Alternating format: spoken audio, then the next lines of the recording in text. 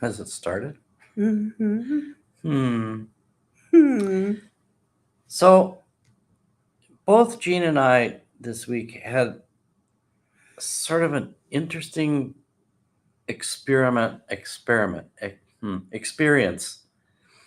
with what we both term as sparkles,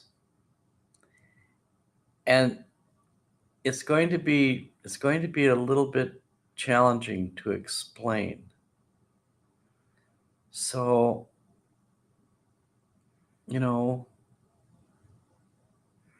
I guess the best place to start was uh, stuff sparkles, thoughts sparkle, sometimes events sparkle, sometimes there's sparkles in the air. Sometimes you read about sparkles in strange places, and that's all.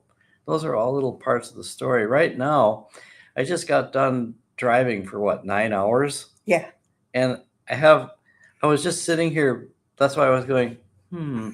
I have little sparkles going on in my head, and I'm not sure exactly what they are. They don't feel a whole lot like magic, but we'll see. And Gene had a whole different experience with sparkles. All Do day. you want to talk about yours or shall I talk No, about go mine? ahead. But The- one thing about the sparkles, though, that I am noticing that I will say beforehand is when you work in that sort of sparkling energy that sparks ideas, it sparks feelings, it sparks ways of being, it's sparkle within you. You tend to flit around a little bit, so we may be flitting around a bit tonight. So just bear with us because I think we will be able to tie it all in.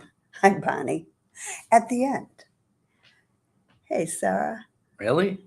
Maybe. I don't know. So, what were you going to say?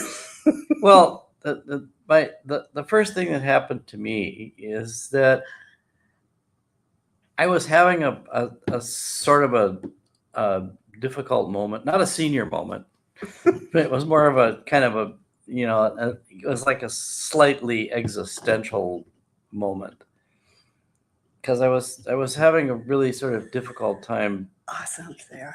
plotting my way forward.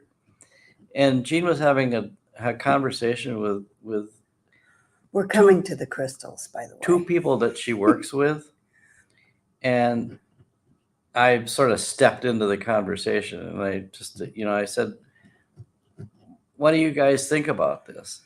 And so we talked about it for a while, and one of the people, she sort of like sat forward a little bit. She said, "It's all sparkles. It's all about little sparkles." And I thought,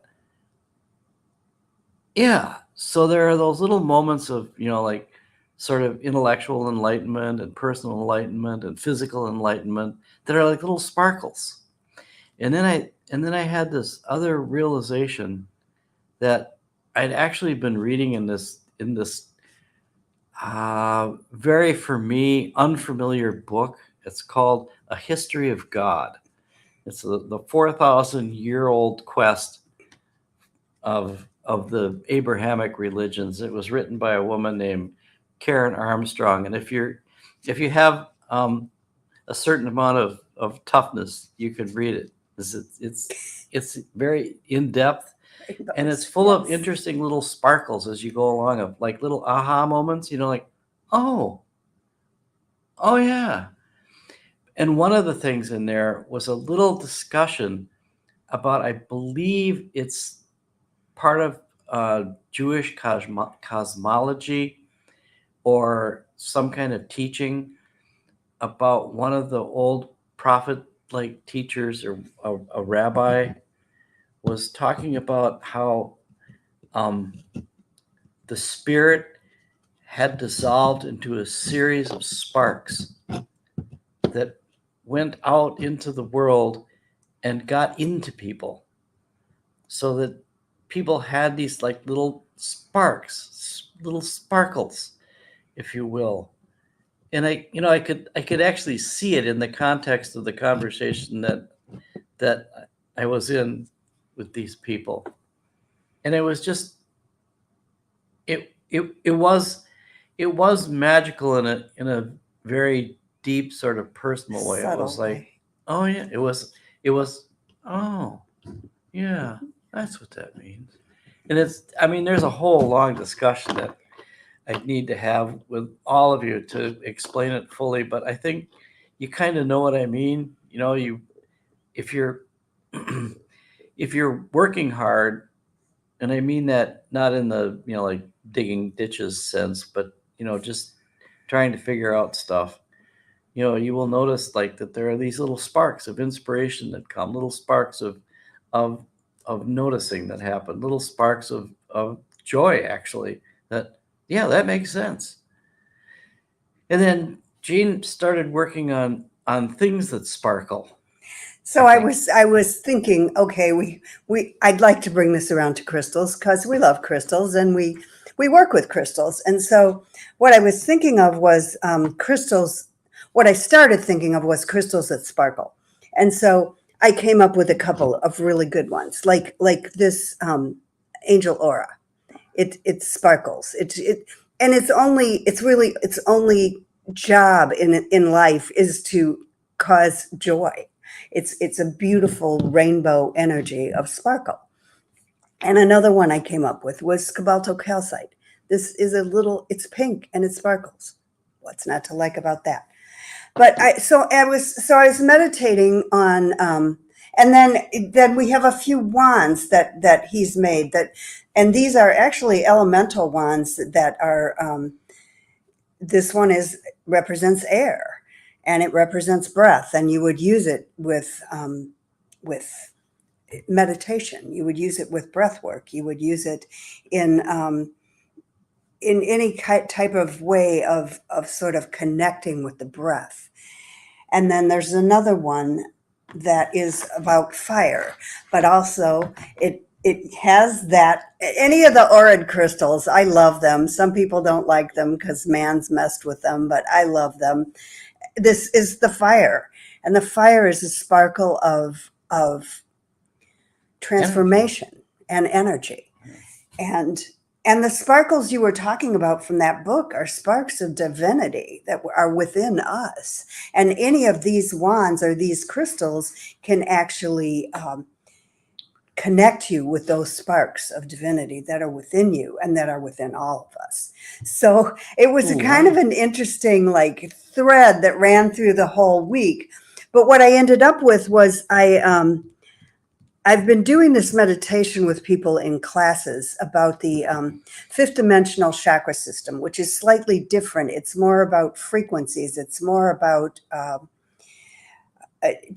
feelings, grabbing vibrations or holding vibrations within your body that aren't necessarily related to the elements. They're related to frequencies.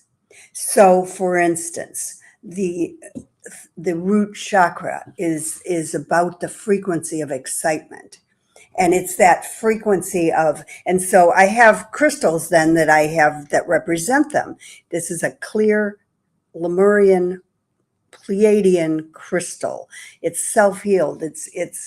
And for the root chakra and for the frequency of excitement, it's like you, it's this movement, like a little puppy that's wagging its tail. It's that kind of movement. Hey everybody, hi everybody that I'm not seeing anyway, it's that feeling, that frequency. Or the second chakra is about the frequency of joy. And to me, the tangerine quartz holds the frequency of joy. So when you're in that space, when you access that space within your body, what you're accessing going forward, and as you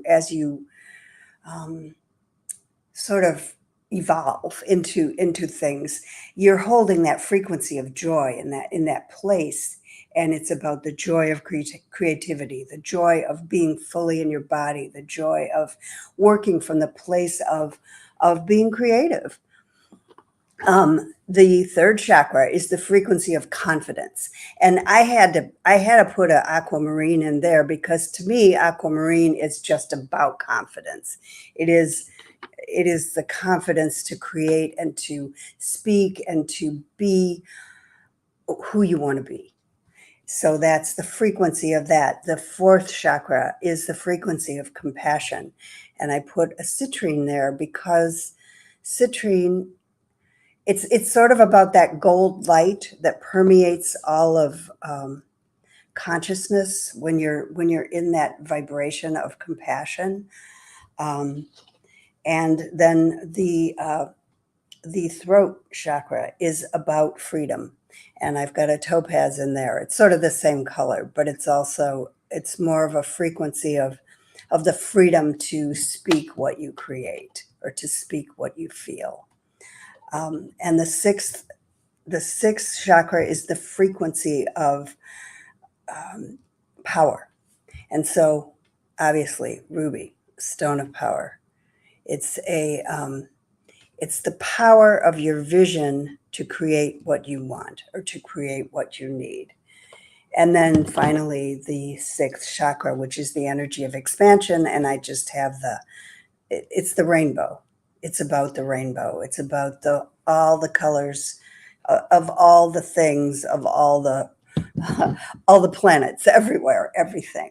And so that's sort of how I interpreted the sparkle, is to sort of step into that higher level of my own self and to have these frequencies present as I work with the stones or as I work with whatever I'm working with, really. So anyway. So the big sparkle at the end of all that for me, at the end of that conversation, was the person that said, who was telling me about the sparkle. She said, you've been doing what you do for a really long time. And so you've been sending out sparkles into the world. And when I was actually feeling a little bit over humbled about, like the work that I do, which is basically these things and what they do. And she said, these are sparkles that are going out to other people. And after 40 years of doing that, there's probably some thousands of them out there. And they're slowly getting connected to each other. So there's like a blanket. A matrix of sparkles. A matrix of sparkles, I hope. I guess that's sort of what I had intended. So these things, they do sparkle. And that was our sort of really long moment of magic for this week. And we are hoping that you... so all the things that we do... Send out sparkles. You, Jean, everybody. Me, we are capable of sending out sparkles that connect with other people's sparkles. And we can make a sparkling night sky like connection with the universe and everything. So thank you so much for watching us again. And we'll be back next week with another moment of magic. We'll actually be on our way to Denver next week. So we might be pre-recording this, but we will touch base with you anyway. And then we'll have some really awesome crystals from Denver. We'll be broadcasting here and there. If you have any, yay, sparklers, yes. If you have any comments about this thought, or if it sparks a question, if it sparks a thought, please we'd love to hear from hesitate to let us know what it says to you, or how you see it, or any one of those kinds of things. It would be lovely. And if we could get everybody to talk to everybody else, that would even be lovelier, which I think we're working on, aren't we? We are, sort of. All right. So thank you very much for your time. Thank you so much. We will see you next week. Sparkle on. Sparkle on.